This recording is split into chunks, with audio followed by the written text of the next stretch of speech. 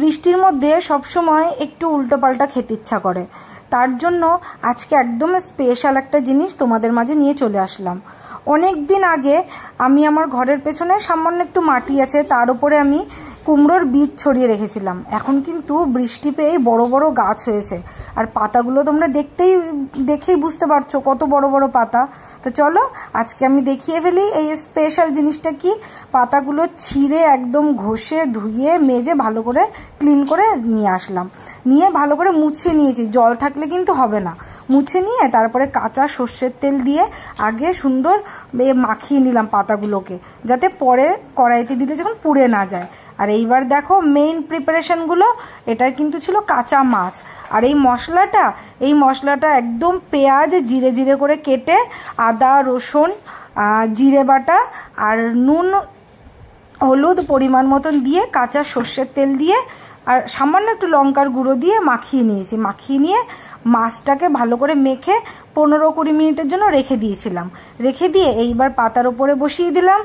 বসিয়ে দিয়ে আর তোমরা দেখেই নিলে পাতাটা কত সুন্দর করে আমি ভাঁজ করে নিয়েছি। ভাঁজ করে নিয়ে এইবার সুতো দিয়ে সুন্দর করে একদম গোল গোল ঘুরিয়ে ঘুরিয়ে বেঁধে নেব। হ্যাঁ বন্ধুরা, এটা যদি তোমরা গরম গরম ভাত দিয়ে খেতে পারো দুর্দান্ত লাগবে, আর বৃষ্টির মধ্যে সত্যিই খুব ভালো লাগে। এইবার দেখো আমি আগে 3টে বানিয়ে রেখে দিয়েছিলাম, এইবার আমি 4টে করে নিলাম, আমাদের হয়ে যাবে। সেম প্রসেসে এবার আমি আমার ছেলের জন্য বানাবো। যেহেতু আমার ছেলে মাছ একদমই খায় না, মাংসটা যেহেতু একটু একটু খেয়ে থাকে, আর এই পাতাগুলো না একটু ছোট ছোট ছিল, তাই জন্য এখানে 4টে পাতা নিয়েছি। আর সেম প্রসেসে আমি সর্ষের তেলটা দিয়ে সুন্দর মাখিয়ে নিলাম। আর পনিরের সাইজগুলো দেখো, তোমাদের হয়তো দেখে মনে হচ্ছে এটা মাছের পেটি, কিন্তু না ফ্রেন্ড, এটা কিন্তু পনির। একদম বড় বড় সুন্দর মাছের পেটির মতন পিসগুলো করা।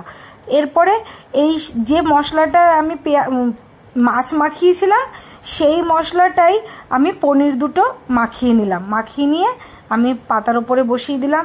যেহেতু এই পাতাগুলো একটু ছোট ছোট ছিল, সেই জন্য সাইড থেকে বেরিয়ে যাচ্ছিল, কিন্তু আমি যখন বাঁধবো তখন কিন্তু এটা খুব সুন্দর করে বাঁধবো। তোমরা দেখতে থাকো, আগে তোমরা বুঝতে পারবে।